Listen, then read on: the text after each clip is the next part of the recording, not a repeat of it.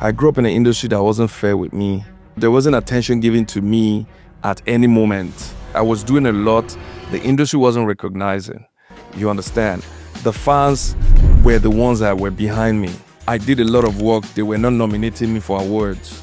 And I cried. I was pained. Why do you think that existed then? Right now, whether I win awards or you don't nominate me, I don't care.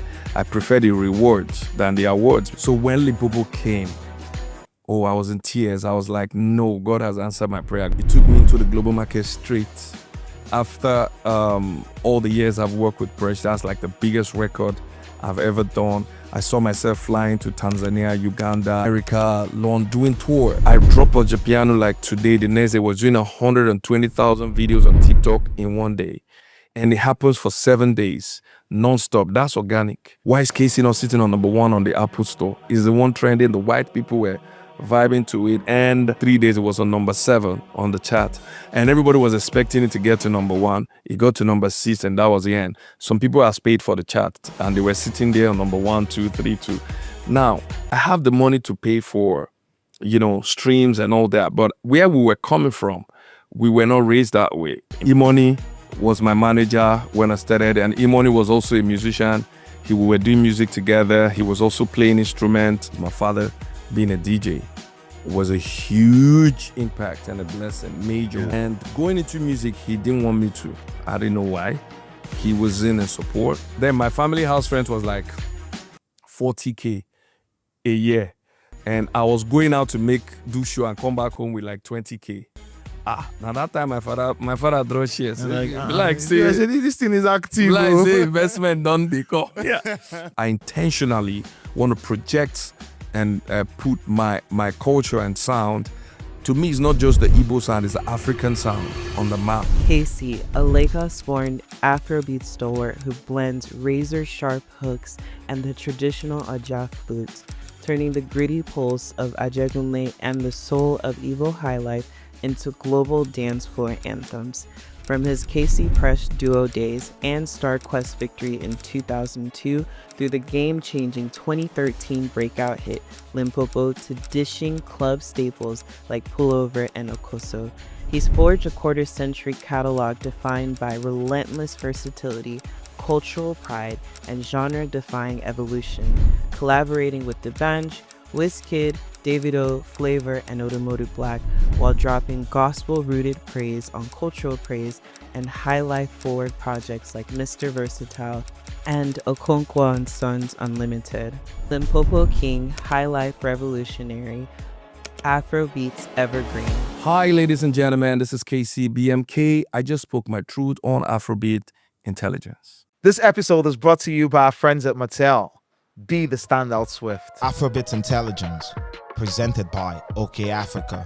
Democratizing African music with Joey Akan. It's good to see you. Yeah, thank you, my brother, man. And thank you for agreeing to do this. Well, I think I've also been longing for this moment because I know you're one of those people that have the industry at heart. So it's good to come back to rub minds with you again. Trust me, man. Yes, it is. Yes, I'm excited. Yeah, last time I saw you perform was in Bielsa. Oh yeah, last year, I guess. Last year, January 1st. January 1st this year. This year. Oh, true. Yeah, that was beautiful. You were the star of the night. Yeah, because for those who were in there, Kcee came with a full band. He performed 3 different acts. Yeah. Like there was act 1, act 2, act 3. They were masquerades. Exactly. It went on forever. I'm like, yeah, this is it. Exactly. I remember you said something to me like, no, I haven't seen you for a long time. Like, this is different. Yes, it is. Yeah, I appreciate it though. I think I actually took time to go back to the drawing board and put in a lot of work to make sure I don't look the same from where I'm coming from. And that really put a lot of respect to my craft and my business because I started getting more gigs. Because even if you don't like Kcee, if you see me on stage putting up those crafts, you definitely want to have me on your gig. So I think that's one of the decisions I've took in my career that I'm really proud of. Like going all into your live performance. Yeah, It was something I was ignoring, but going into it really opened more doors for me, And it wasn't just the live performance. Even the music you make. You did a pivot. You did pop music, standard Sure. pop music, Sure. and then across eras. And then Amapiano came. You pivoted, and you ran it to its bare bones with Ojapiano. And then after that, African Praise. Yeah. Now, there's a new album now, Okonkwo and And Sons. songs. Mm. And I'm wondering, why this pivot? What did you realize early that made you begin to extend the life of your artistry?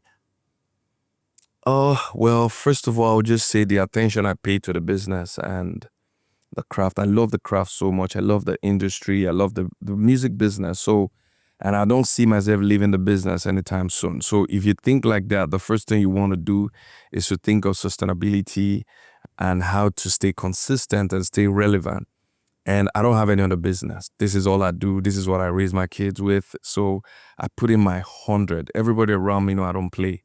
And every morning I wake up, I always think of how to evolve, how to stay relevant. And I also try to change my looks, my dressing at every point, like every 5 years. There were times, if you go back, you see when I was wearing hats, at some point dreads, at some point I took off my hair, nothing. At some point I grew back my hair. I've been always re-evolving. So coming to the music, I think I grew up, my father was a DJ, I've said that a couple of times. And growing up in a home where my father was a DJ really made me go stuck with different sound in my head.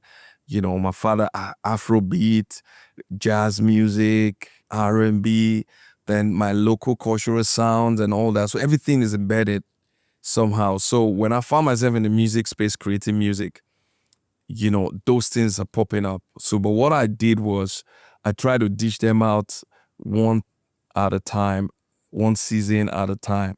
So each time I bring out a season, everybody's like, no, this is not happening, So this element of surprise has helped me.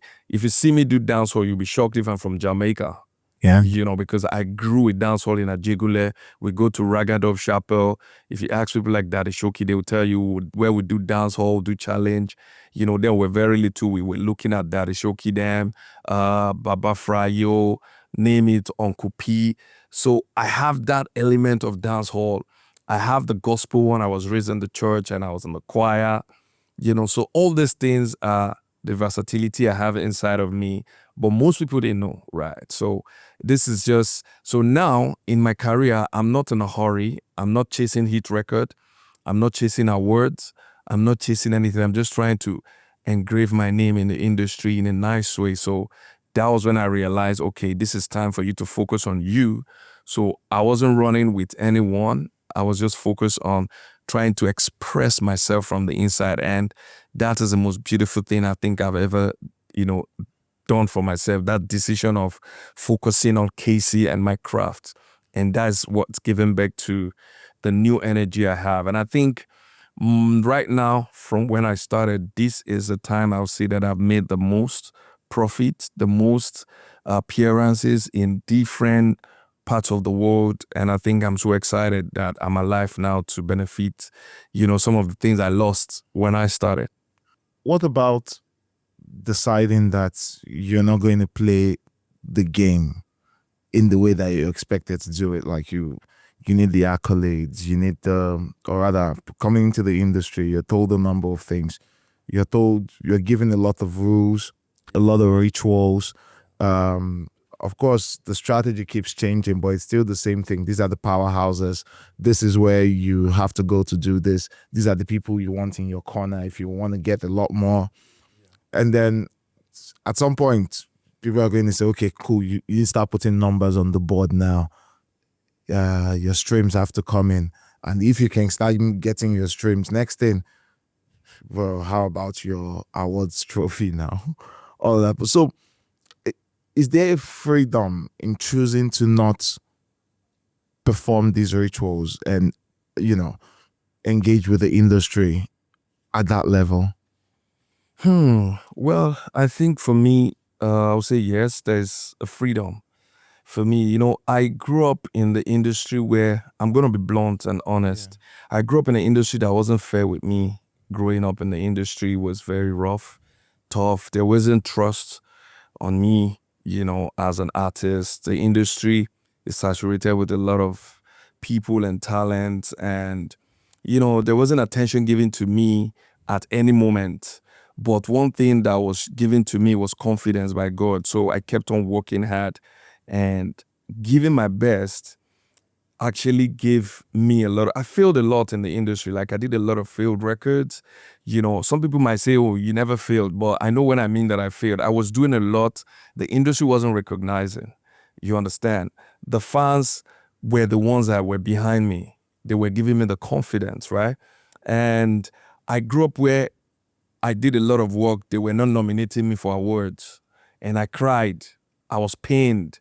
But I now grew a thick skin not to worry and bother about awards. So right now, whether I win awards or you don't nominate me, I don't care. I prefer the rewards than the awards because I found out that the rewards were even more important than the awards. People can sit down in a room and decide who they want to give awards.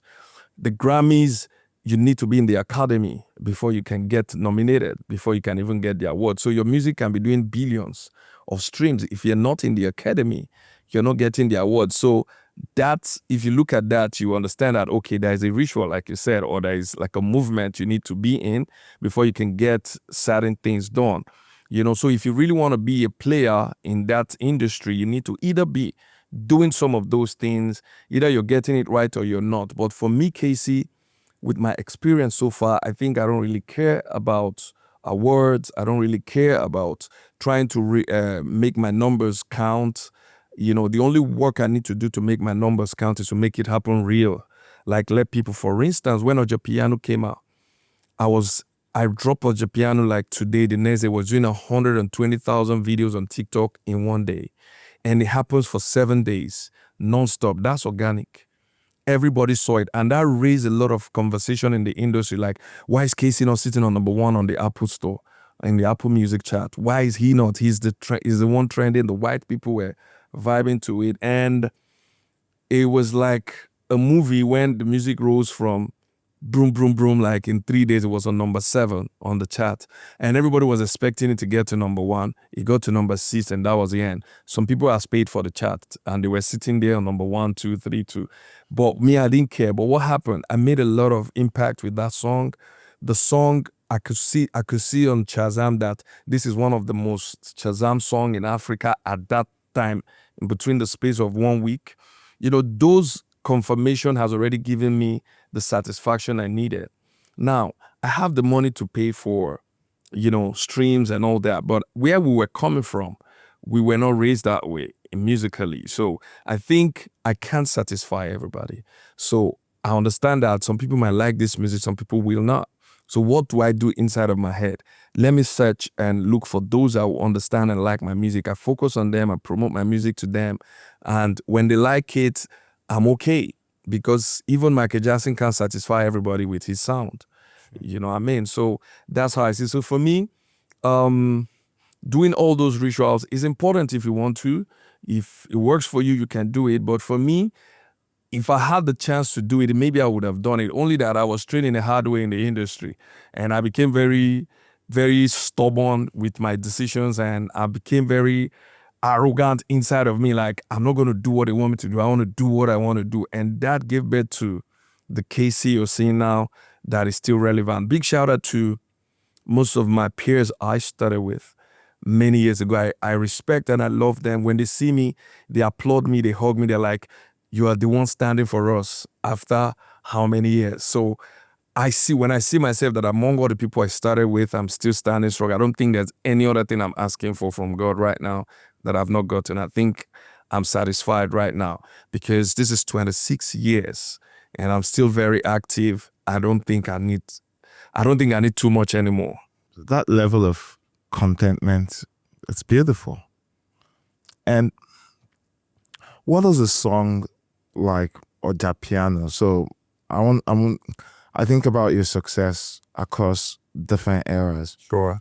So you had a song like Limpopo, Pullover, and then decades later, or a decade later, you have another hit, Ojapiano. And so success in the Limpopo era and success in the Ojapiano era, that has to be different. Obviously, yeah. What's different in how success came to you in that era and this one? And what was your experience of those level of successes? That question is very, very, very, very calculative. Okay, I'll say they were different. Honestly, I'll say the Limpopo era was when I just broke up with Presh, and a lot of people gave a lot of credits to my brother Presh, and they didn't give me that trust because they felt the whole thing I've done with Presh was Presh. So it made me started working double. Why do you think that existed then? Well, because of his vocals. He has better vocals. He has sweet voice. You understand? And, if I went to a contest with Presh, we won, right? Now, I don't want to say there are some artists that will go for a contest and their voice will not even let them pass through. But bring them into the market, they will beat everybody that win the contest. You understand? So that was how some people were looking at me then. He has more sweeter vocals. But I was more hardworking, without fear of favor, I can say that. So then I was under pressure of, I need to prove myself. So when Limpopo came, I was in tears. I was like, no, God has answered my prayer. God has proven something. And Limpopo took me more global. It took me into the global market straight. After all the years I've worked with Presh, that's like the biggest record I've ever done. I saw myself flying to Tanzania, Uganda, everywhere. Tanzania, America, London, doing tour. Limpopo did that for me. If not Limpopo, I don't think I would have gotten that. I've done tours with Presh, no doubt, but as a solo artist, so that enjoyment was different. Now, if I bring it back to Ojapiano, I've already tasted the success. I've tasted the fun, the money from the business and all that. And the fame is there. And nobody was expecting a smash again from Kcee. It's like you said, it's like a decade. And boom, Ojapiano came out and it was like another Limpopo. And the whole market, both international and local, was going crazy. I think the difference for me was the money. The money I was making now was different, but the money I was making then. It was a lot more. A lot more because things has got, things are different now. Then I remember the tours I was doing were being paid like $5,000.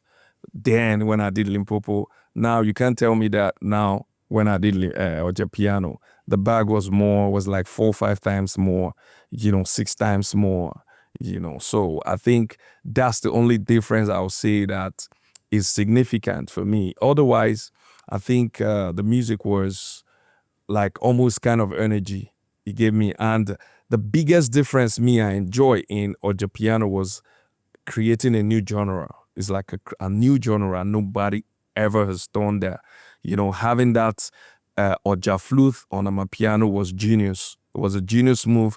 I've been thinking of that for over 2 years, how to fix that in, and I was able to do it at the end of the day. Gave me a lot of satisfaction. In fact, I think that made me just realize, like, Kcee, you have something inside, you know what I mean? So those are the difference I can see I can put into those two eras. And the thing you talk about how money flowed in different eras. We've come from a time when being an artist, the only way you made money was as a celebrity. You have to appear. Definitely. True. Yeah. True. Yeah, you have to appear. Every time. That's the only way you make money. It's true now. Yeah, I think back then. If you're sick, no money for No you. money. You'll be hungry. If you're sick for 1 month, no money for 1 month. Yeah. That's true though. Yeah. Wow. Things have changed though. And now, technology did its thing, streaming everything, Afrobeats to the world, all of the major record labels and our connection outside. You can make the number of ways. Publishing's here. We didn't have publishing before. even my Limpopo suffered, Pullover, all those projects. I've not eaten publishing from it for over 1 decade. I just started putting them for publishing like of recent. Why? Why? We didn't know. We're just busy making record, like you said, appearing everywhere, stressing ourselves before we make money.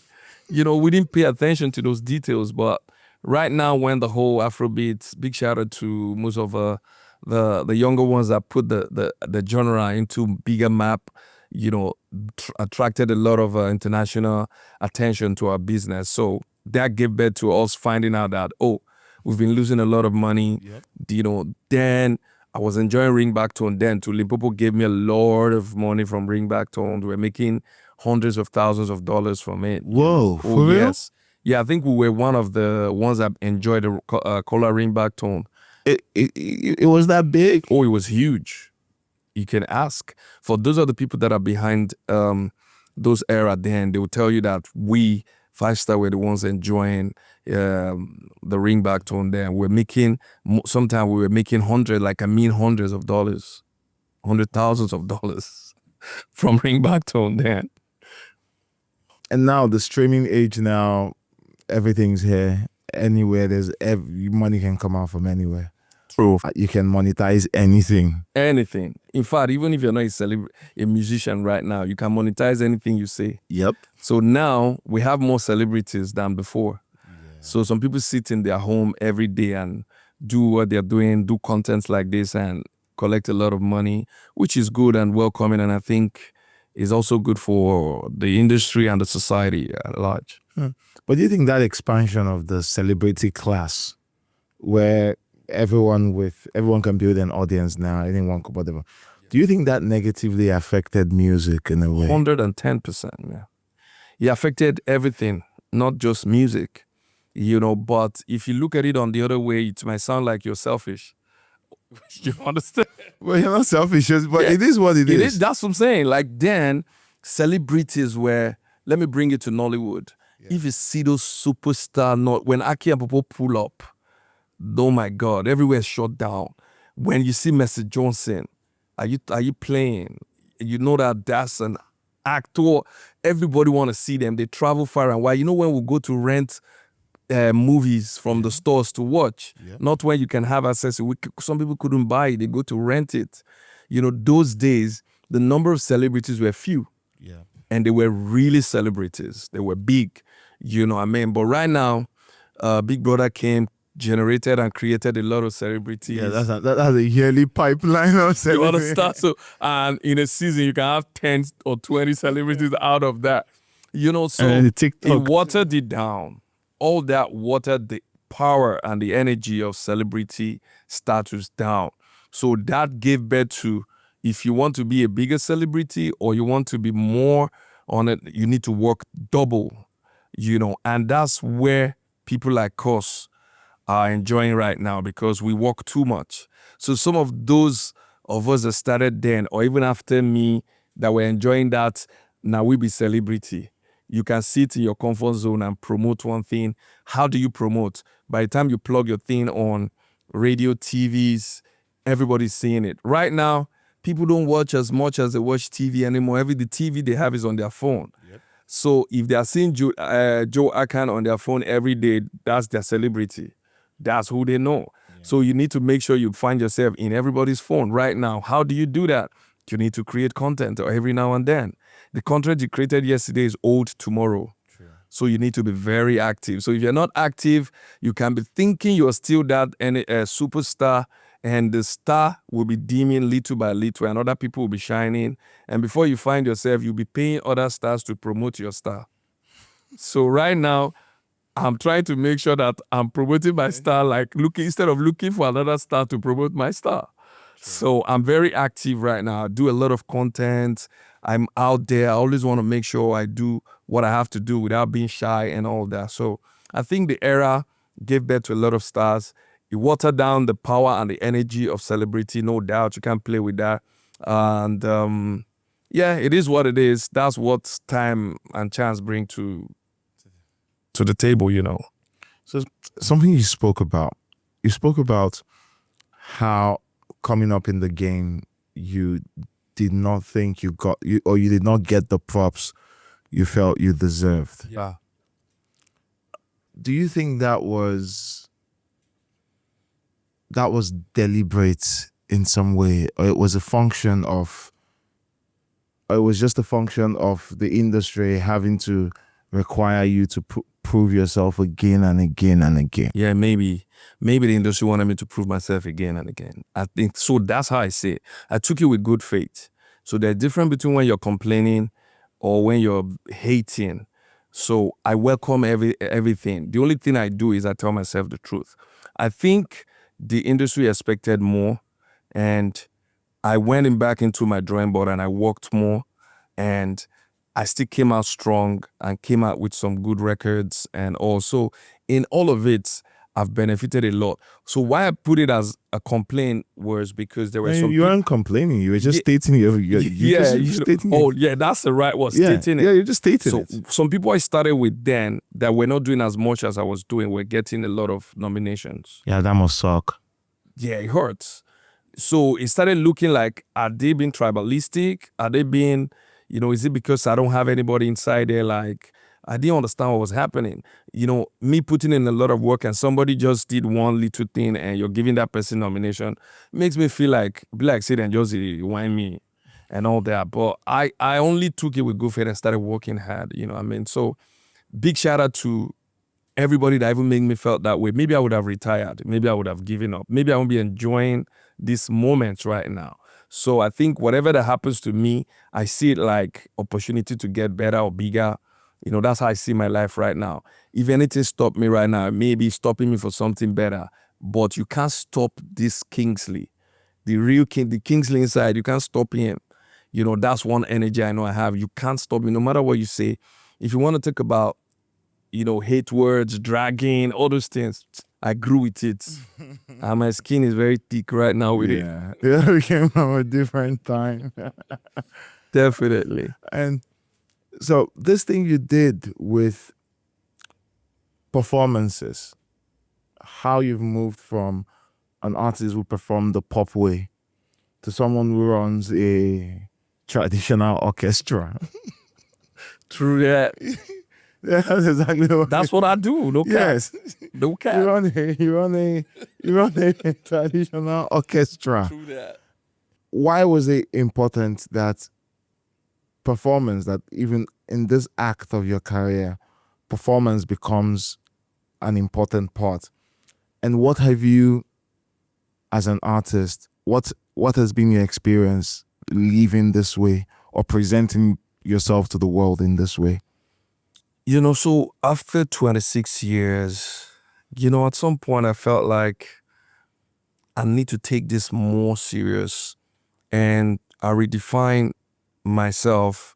I honestly, in 2017, specifically in 2017, that was when I took the decision I need to do more traditional and cultural sound. I used to do it a little bit in a passive way, but I was like, okay, I'm going all in. And I did an album called Eastern Conference, where I went to Onitsha, took a picture on a head bridge, shot it down for like 30 minutes, tried to just put myself back to East, where I'm coming from. And when that journey started, Why East? Why because that's where I'm from, and that's the culture I know, and that's my culture, my heritage, where I'm from, and I understand it very well, and I think I need to uphold it and promote and project it, and that was all about it. I'm from the East, and there's no other better tradition I know, and then aside from that, the high life music is so sweet and diversifying into different parts. So people don't understand how sweet high life music is. Now, if you want to listen to a traditional music in a party right now, I bet you when any Igbo traditional music that has pop comes in, you will run. You must dance. Even if you don't hear what they're saying, you will move your body. It's so energetic and it's melodious, like Makosa. So Makosa, remember when Makosa came into Nigeria, everybody was busy down. We don't know what Willow and his people were saying, but we're dancing to the rhythm and the melodies. Yeah. That's how high life music is to me. So when I found out that, okay, this is on tap and the industry has opened, and I thought of how do we export this more to a more international level. When I went back to the drawing board, I found out that there are a lot of elements that we need to sell. I remember that we have the Oja, we have the Udu, Ogene, a lot of instruments from the eastern side. I'm like, okay, I need to start picking these things one after the other and project. The first one I picked was the Ogene. That was when me and the boys did the gospel song. Yeah. We did it local sound without, doing the digital recordings we did. The boys came into the studio, recorded everything. We did the vocal like we're in a room like this. Everybody was doing the backup. So when you hear that song, you would think we're singing it with you where you're standing. Yeah. That's the feel. So when that came out, it gave everybody, both the Igbo man and the Yoruba man, the Hausa, everybody a new feel. Like I was busy again, touring everywhere, traveling. You don't play that song, everybody's up on their feet. People were asking specifically for that record. Yes, till tomorrow. Now I'm going to shock you. Go back to Apple Music. That album is still on the chart since 2021. I released the album. It has never left the chart. Top 100 charts. Go and check on Apple Music. That album is still on that chart. Like when I go to top 200, I see the album moving from 80, 110, 120 to 130. I'm like, why is this album not leaving the chart for about 20-something, for about 5 years now, or 4 years? So that to show you the originality and how people value that sound. And that also gave back to Ojapiano because the Oja instrument also sounds very spiritual and deep and strong. And I felt like, how are we going to put this Oja into music? I spoke to 3 different producers.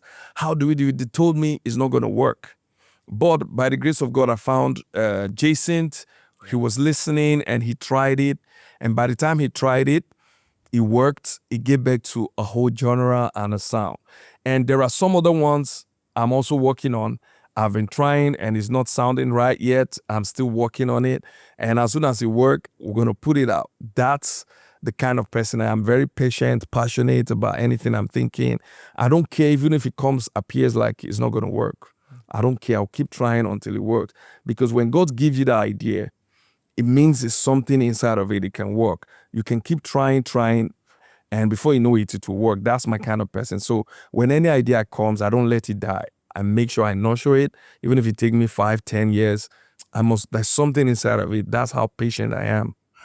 How do you know, especially when you're experimenting, where you're trying to find the intersection between genres or between elements, how do you know when the thing you're mixing has finally sat right? How do you know when it's right? So because it's my business, because I'm a musician, I'm talented in it, because I grew up, like I said, listening to a lot of genre, and also, let me be specific, hit records. Because as a DJ, you play hit records. So in my father's store then, we play a lot of hit records to attract customers to come by and all that. So when I hear that spark or feel it, I know. And that is one of my biggest strengths. Most people don't know the ability to identify hit record is one of my big strengths. I don't know how God does it. That's why it seems like every other time I must get a hit record. Those are not the only record I do. I do a lot of record like every other time, but the ability to identify it, I don't know how God did it. I think I'm blessed with that ear to understand and hear when something is like, most of my producers, my team, when we're working, when I'm like, this is it. Sometimes they're surprised at the end of the day when it happens. They're like, oh, he was right. So I think it's just a gift for me. I don't know of any other person, but for me, I think it's a gift and part of how I grew up. And in music, that's one of the most foundational gifts to have in music. Honestly. Because that is what we call A&R as Exactly. as a profession. Yeah, so some artists don't have it. That's why they need A&R, because it's a gift. Some people understand and identify it. So some artists don't have that ability. With love and respect, some people don't have it. Yeah. So they either record and allow the management to come deal with that. And they're just giving you, they can sit down and record 20 records. They have the talent. You don't blame them. but they might not be able to identify which is going to work from here. Sometimes when they're even recording, because they can over-record and forget about like, oh, that is even the hook of the song. Yeah. But because God put in a lot of ideas every second, they can keep going. So you need an A&R that understand to either stay by you to pick the hooks and maybe to identify the ones I think is marketable to project to the people. Yeah, but for me, when I'm recording or when I have my writers in the studio recording with me, my attention is how to identify the commercial tone, sound, melody, or rhythm. Even when I'm creating myself, those are the elements. Right now, I don't just get into the studio to start recording. I don't waste those time no more. When I'm in the studio, if it's not right, I'm not putting my voice. Even if I get writers, if I'm not feeling it, I'm not recording. Do you understand? So that's how far I've grown, and I understand the industry. And that's why right now, most of my records I've been putting out for the past 1 decade has been, outstanding more than what I've been doing when I started. And you came from a time where, you just mentioned writers, but you came from a time where having assistance, creative assistance, was seen as a bad thing. Yeah, we were punished for it online. If you say that, it's like a taboo. If you do that, it feels like you have no talent. But right now, all that has changed. When I started music, I won Star Quest. I did a couple of albums. Kenny's music retained me and Presh for another 4 years. It was talent. It was music we were recording. We had no writers. In fact, you have to write from home, rehearse before you go to record, because the instruments we used to record in, there's something they call ADAT. It's like cassettes. Yeah. If you record on it, you can't clean it and you can't rewind it and all that, and it's expensive. So we rehearse, make sure we don't miss our melodies and everything and harmonies. You have to rehearse, write the song. Not now that the beat gives us idea now. Then we write for months, weeks, and practice. And do multiple demos. Before you go and record. That era I was in it. And right now it's different. Now the beat tells us what to do. If I want to record now, 80% of the time is, okay, this is what I want. So we think of the idea, okay, I want to make this genre of sound or this kind of sound, and this is what I want it to sound like or be like. Definitely we think of that. Yeah. But the beat will now tell you what melody you have to go. By the time the producers start making the beat, that's when we start singing. But before it was the other way around. You writing and creating the song, the producer, you will keep singing while the producer is thinking of what to play. Creating, you will sing more than 200. OJB will tell us to be singing, we'll be singing, he will be thinking of what to play. That was the era I was coming from. So everything changed in between. And right now, having a writer is like not a bad idea. It's a plus for me. When I started, no kids. Now there's kids, there's wife, there's family, there's business, there's a lot. So if I want to keep myself on top writing, that means I'm not grateful to God for blessing me. So I have the resources to get 5, 6, 7 writers in my room. Why not do that? So I'm not afraid or ashamed to say that or do that anymore. I think even help also and enhance what I do. Yeah, and then from the flip side, it also does give opportunities to other creatives. Yeah, to come and express themselves. I have great writers that anytime I read any genre I want to do, I have people I can call on, they come around. Sometimes I just want them around when I'm even creating, even when we're not recording. I get them around, we're chilling, vibing, getting ideas from them. They also learn from me. They'll be like, oh, you're exposing us. And there's some of these writers, when I take them out, they meet OGs like Timaya, meet OGs like the P-Square, meet some other superstars. They feel excited. They build more confidence for themselves. They understand that, oh, these people I see on TV are not gods alone. They're like humans like me. Yep. That money cannot buy. They come back to me and tell me all that. Like, I never believed I was going to meet this superstar. Yeah. I finally met him through you. Thank you, sir, for making me meet those people. The confidence I got yesterday, or the encouragement, or when they see me perform on stage where I control the crowd and all that, they'll be like, you don't know what I've learned today. So it's like give and take at the end of the day. Yeah, and also something else we often ignore with with younger creatives is how they believe, how hard they find it to humanize success. Because to them, their human experience, when they look at the top and they see all of those people there, it doesn't really register to them that it's this behavior you behaved that those people too behave. Maybe they just work differently from you. Definitely. But there's a humanizing element of success. True. So to hang around their stars and see them live the same lives, They live there.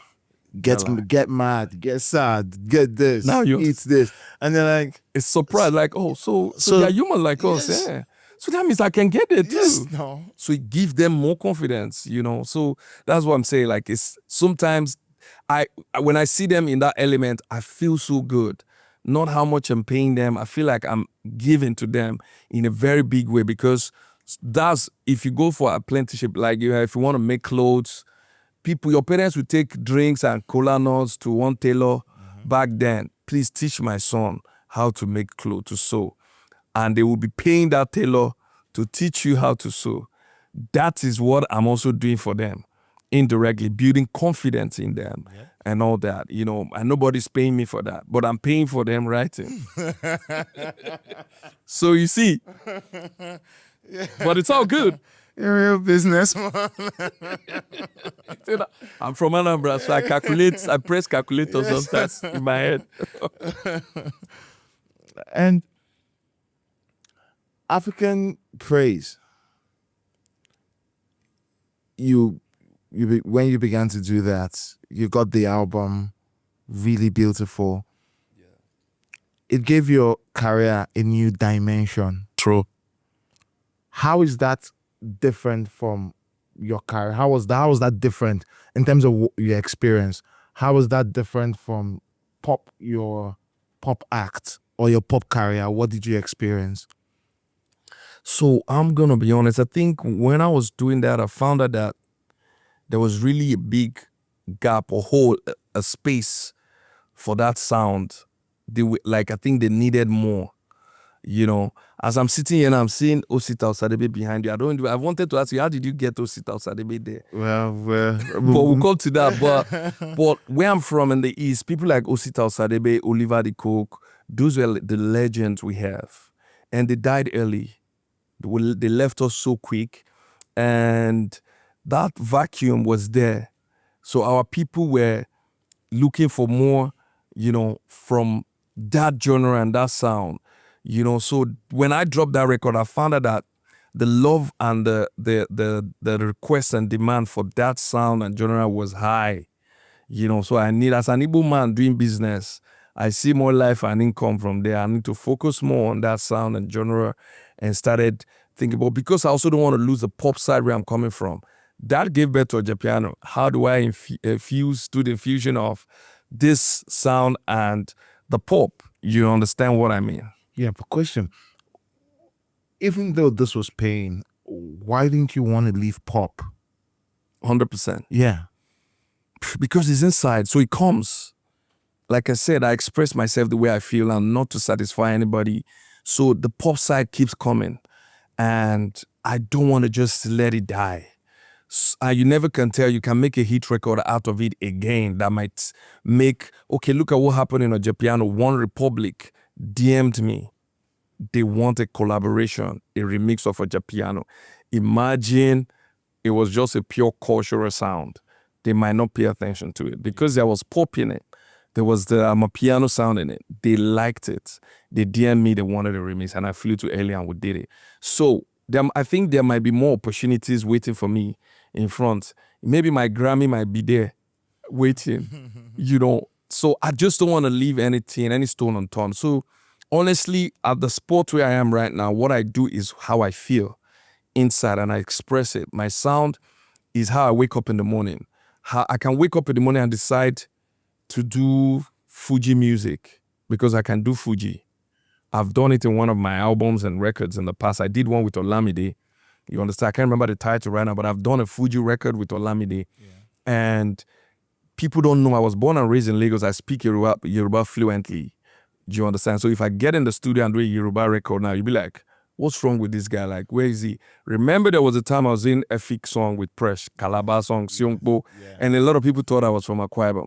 That's how talented and versatile I am, but people don't know. So I'm too versatile that you can't get one side of me. And what I've also learned is my versatility is part of my strength. The ability not to keep my fans in one place, to box me in one place.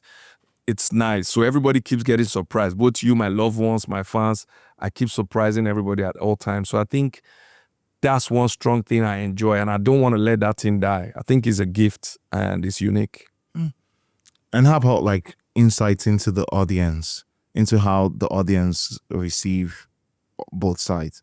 The pop audience, I like to believe, because I haven't been in your shoes. I haven't walked the stages that you have. But I like to believe that there was a noticeable difference between pop fandom and cultural music fandom. What was it? What did you know? What did you learn? From the both? Yeah, From the both. fans, Yeah. you mean? What Well- did you notice from the fandom in both? Yeah, well, And how the business bent around it? well, I think my own understanding is I'm being called upon on both crowd at every time, and how I handle it is what matters for me. And so what I do is sometimes you call me for an event, I look at the event, what kind of event. If it's a pop touch of event, what I do is I start with the pop sound. You know, when I take you back from Limpopo, Pullover, all those, my son, Fine Face, name it, you enjoying that pop, and the next minute I'm switching to Tell Them, say, I'm on a big fish. So because you're already enjoying that movement, and when I come into that sound, I'm not just coming with the music. You sing craft, you sing the masquerade pulling up, you sing this, you must put up your phone. So people enjoy that movement. And from there, I'm taking you back to church at the end of the day, praising God in the club or anywhere you are. So it's so unique. Nobody has done that. Nobody's doing that movement. I'm doing it. So I found myself being in those two worlds almost every time. I've performed in the churches, you understand, and it is what it is. How was that experience? Beautiful, because I started in the church, so it was easy to go back to the church, and I understand how it works in the church, so I was able to do it and still connect and take myself back to God and take the people back to God and feel that moment. So for me, it's just me. I'm just in my world. Like, I'm being honest with you, like I'm in my world. Like I'm not chasing anything. I'm not under pressure, competition. I don't care. My music is on number 10 on any charts. I don't care. I know that I have some hardcore fan base that really want to listen to me, and those are my people. Those are the people I'm targeting. The new ones that are coming in, fine. If you want to jump out, it's okay. It's like a bus. When you're going somewhere, some people are coming in, some people are going out, but the driver has to be focused to get to the destination. That's how I am right now. Like, I'm just going and enjoying myself. I think that's how it is for me. So the two world, the pop world and the cultural world, for me, I have it, and I will not leave one for one. But right now, I think the cultural side is more dominating, and I know why, because I intentionally want to project and put my culture and sound. To me, it's not just the Igbo sound; it's the African sound on the map. You know, so I just want to make sure that the African sound is up there. I remember in Maryland, sometime this year, I was in Davido's concert, and when I pull up on the stage, I saw the crowd. When I started, tell them, say, hey, the big fit. No, the energy was crazy. Everybody went crazy. And I entered Ojapiano. It was game over. Now I thought the party was over. They now heard Limpopo. The hall went down. If I play the video for you, so you can't beat that energy. Now, the new song I have with Zoro, one of the two countries that is doing the biggest stream is Tanzania and Kenya. Go and check the dashboard. The song with Zoro that is saying show off. Yeah. Go, and if I pull up my dashboard from Apple Music to Spotify, my biggest streams are coming from Tanzania and Kenya. How? Tanzania and Kenya. And how? Then Uganda, then you now talk of London. Aside from Nigeria, that's like the core market. Your new album, Yeah. Okonkwo and Sons Limited. Why did you have Village boy. Yeah. Okonkwo and Sons Limited. Yeah. It's a bit of a throwback. The name. Yeah. It's It's culturally symbolic. so growing up, those were the things I saw. The normal Igbo man that is successful, when you have made it, you see, you come to their shop, you see Chukwudi and Sons Ventures, Chukwudi and Sons Limited. So to me, I don't know how I thought of it. I woke up one morning, I felt like my father, in his era, he was very successful. In his own little way, among his peers, he was doing very well. And I look at me and my brother, my siblings, we're also very successful. Our kids are already doing very well. Amazing kids from my side, from my siblings. And I felt like, this Okonkwo family, I think this blessing is going to be unlimited. It's going to keep going from generation to generation. My father was like the first to have a TV, color television, in his village. People come, when we go to the village when we're little, everybody comes to watch TV in my father's house. And he was the first to like own a generator. Whoa. Then, so like in my little kindred there. So when I remember those things, I was like, And right now, it's not like we're doing badly, we're doing very well. Even where we're from, we're like among the brightest. So that struck me like, that's like Okonkwo and Sons Unlimited. This is not going to stop. It's like a blessing from God.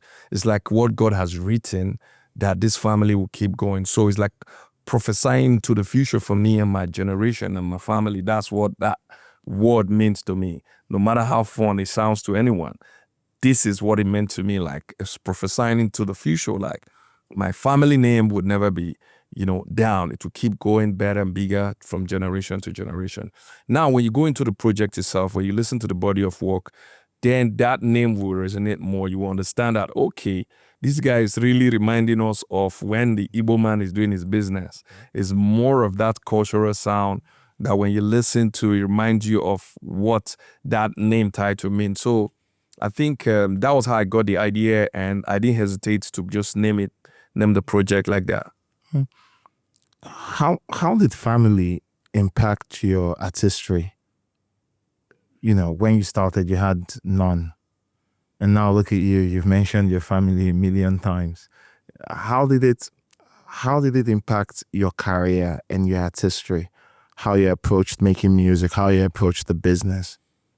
Okay, yeah, like I also said, one of the major significant impact was what I've been saying since I started this interview, was my father being a DJ was a huge impact and a blessing, major one. Yeah, he said. And going into music, he didn't want me to. I didn't know why.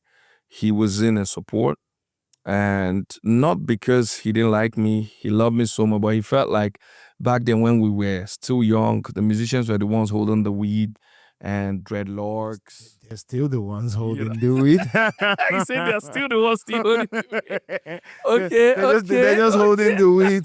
You And then the other hand just holds money. And that's the difference. Right now, then it was liquor, weed, dreadlocks, no money. Very little. But now they have money. And the money with the dreadlocks, everything and is the still private there. jets. And Don't the private play. jets. Don't play. So Don't- they're still holding the weed. I can't leave it. You're right, though. Yes, You're sir. right. And that era, my father was scared how my son would go and join these, people with the ganja and all that vibe. So I could understand that. Then, my mother, she was also like that, but she was the only one that was giving me money behind. She would give me money behind to go to the studio. She gave me money behind to transport myself. Imoni was my manager when I started, and Imoni was also a musician. We were doing music together. He was also playing instrument, before he left. While I was doing KC Presh, he left, like he wants to go and do what he's doing now into the maritime world. Yeah. So my siblings, I think one of my sisters were like, hey, now this thing you want to do, Abby, take feed your children. We want to make we see, But I don't blame anybody. Right now, we all are like this. We love ourselves. Everything they said was not from hate. It was from somebody that's trying to secure you and make sure you don't make mistake. Yeah. That's how I see it. So other than that, when they saw, because my music started basically like 1999. At 1999, I've already started making money from music. In 2000, I was going out to do shows, come back home with like 20K. And that was when they found out that it'd be like, say, then my family house rent was like 40K a year. And I was going out to do show and come back home with like 20K. Now that time my father draw shares. Say, this thing is active. Say investment done they come. Yeah. Now my siblings and everybody started paying attention to it. And alongside that, before I knew it, I met Julius Agu. Julius Agu told me about Play Safe Rave. We're doing condom awareness, HIV awareness. That was where I met them. Two-Face, Idris Abdul Karim, name it, a lot of superstars. Idris told me about Star Quest on that trip in Obudukatu Ranch when we went to the campus to perform. And now I started traveling with those condom people every week. Every week we go to 3 campuses, meaning I was coming home with they were paying me 20K per campus, me and Presh. I was coming home with like 60K every week, right? And my house rent was about 40, 60K a year. So you see that you don't need to play with me in that family at that point. Not at all. So nobody was playing with me. Not at all. Not at all. So I became a breadwinner at that point, kind of. Shout out to all my siblings. Everybody was doing what they were doing. They were doing very well. Even till now, that the money coming from entertainment and music is huge. Yep. So then, no matter how little it was huge then at the same time. So family started supporting me. When they saw that, okay, there was future in this, they were not just supporting, they were praying every day. And the day I won Star Quest on TV, I could see my mother crying.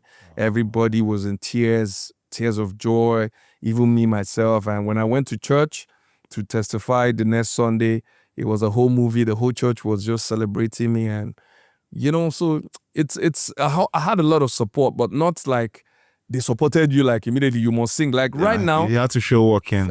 Families bring their kids now to us to groom them to sing. Because we dey inside jets now.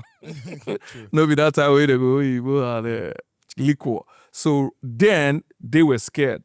But right now, there's a lot of encouragement. Everybody wants their kids to sing. Some kids are singing at 12 years now, 5 years, some are in the studio. Wizkid's son just did his first project 14, at 14. Charms. You understand? Whole project, and he's doing so well. Yeah, he has a beautiful song. I think I added champion sound to my playlist. So I listen to it at the gym every day. Whoa. And yeah, it's beautiful. It's amazing. But knowing the fact that you had to prove yourself to your family, now that you're building yours, what are you doing differently? Well, I encourage them, but I'm not forcing them to. So right now, I watch them so closely to understand what they love and what their passion is, which is very important. One of the major things I would advise every parent, from my own understanding, you might take it or not, is not to push or force your kids to do what they don't want to do.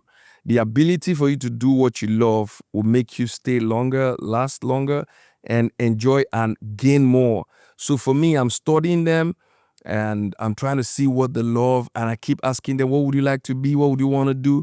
And they say it. Sometimes you see them being consistent. Sometimes you see them coming out of it. And sometimes you see them falling back into it. I brought keyboard. They teach them keyboard. They all play keyboard. They play the organ very well. And at some point, they push it aside. They want to do something else. So I'm still watching them. They're still very young. When I see anyone that really, really want to do whatever he or she wants to do, I'm going to go all out and support them. But I think for now, I'm proud of them. I'm so excited that I'm blessed with wonderful kids, because my daughter, if you go to my daughter's YouTube page, you'll scream. And she's so famous with her YouTube thing. Yes, her school uses her to market the school. Whoa. They do a lot with her. And it's not because she's my daughter. They don't even know. In fact, they just found out of recent. So she has her own energy. If you see her content, if she's traveling, she has 2 cameras in her hands. She has one here. She's filming everything. She's editing herself. Yes. She edits everything and upload it, writes all the whole. I'm like, you're doing this? You know what I mean? And that's so commendable. Like, I love that energy. And she's like a superstar among her peers and her friends without them knowing where she's coming from. If this is a daughter to this person, that's not even the issue. It's about her. Yeah, she's earning her way. Yeah, and her page is monetized. And what she tells me now is that, I'm making my own money there.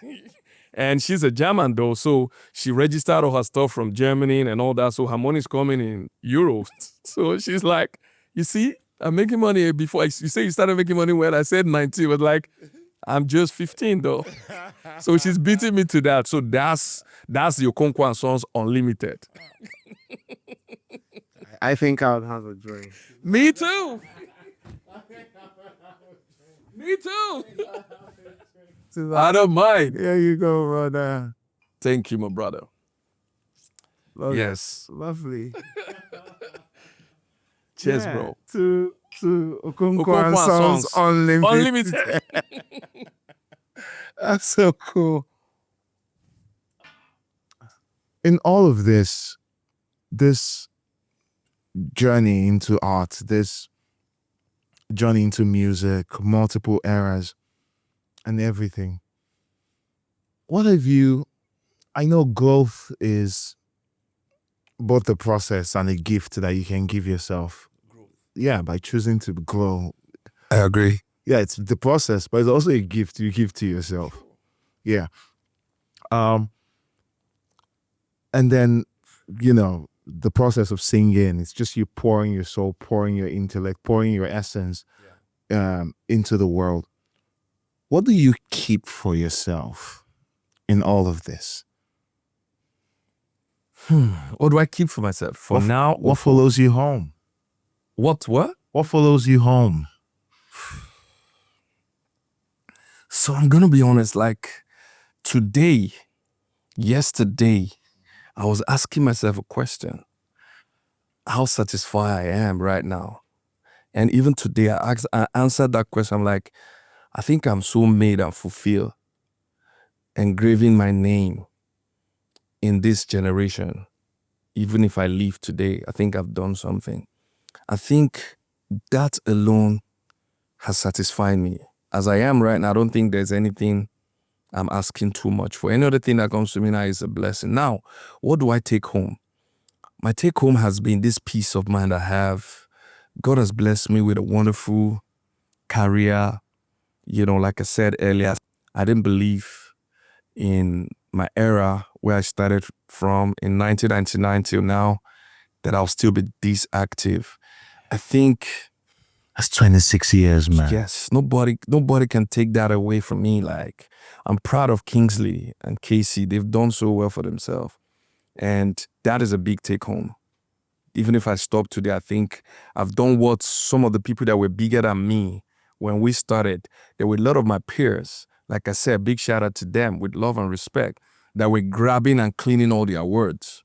And they either quit the music and the business after 5 years, 10 years, 7 years. It's usually 5 years. You know what I mean? And Yeah. 26 years, I'm competing with, not competing, like I'm still on the same platform with a lot of, active musicians in this generation and this era. Bruh, I don't think I need to ask God for too much anymore. He's giving you longevity. He's giving me everything. And that ability can never be taken by any man or woman. I think I'm still going to be here for another 70, 80. As long as Sonny Ade still sings, you have another Sonny Ade. In me. As in, you need to see my energy when I'm performing. Don't play. I've seen I know, brother. I I know. saw I'm it telling my that friends. day. I just You need to in see Bios in Yenagua. I just stood by the stage. I'm like, No, don't play. If you have a gig, you book me that night. yes. That's how I yes. get more gigs. I go to For real? events. Yeah. When I go to events, I leave that event with 4 more events or 5. I don't play. My band tells me that other people they play with other artists, keep asking them, why is it only you people traveling every weekend? I'm traveling this weekend. I was out last weekend. I just came back I'm always on the road. Some weekends, last weekend we did like 3 or 4 events. That's how I roll. And what happens to me when I pull up, my energy is contagious. Yeah, it is. My energy on stage is contagious. I Like I ain't can gonna lie. brag on it. I ain't gonna lie. I can brag ain't on gonna it. lie. So you have it I on built lock. that, and I'm proud of that. And I don't play, and I don't want to go less or do less than that. So that gives me a lot of job. When I pull up in a wedding like this, people went over with their daughter never want marry, go say, nah, give me your number, because when my daughter will get married, she's about 24 now. When she married, it's you that will come and perform. I get that every day. because the energy is just different. So that energy is inside. You can't take it. No matter the negative energy you bring, you can't take it away. So I know that in the next 10 years, I'm still going to be here. Yeah. Because there's no competition, there's no hustle. I'm just chilled and doing my thing. And I trust my process, I trust my confidence, and I trust my craft and my act. Yeah. Yeah. And I co-trust you because you've done it. I've been here. I've seen you across multiple eras, and here you are. And even at this point where I have become Afrobeats intelligence, You are the legend of. We are coming to that. I will give you your flowers when we finish. No, we're almost at the end. So let me give you your flowers. He's a legend also. This is one of the people that you are a custodian of this industry, and I think you've really done so well. And I must give you your flowers. Like, you're one of those people that never biased. Yeah, You can't find Joaquin trying to patronize anybody. Even if you're his friend, he would tell you straight how it is. If the music is trash, it's trash. He's telling you. If it's good, it's good, whether you like him or you don't like him. So that is commendable, and I want to say big shout out to you.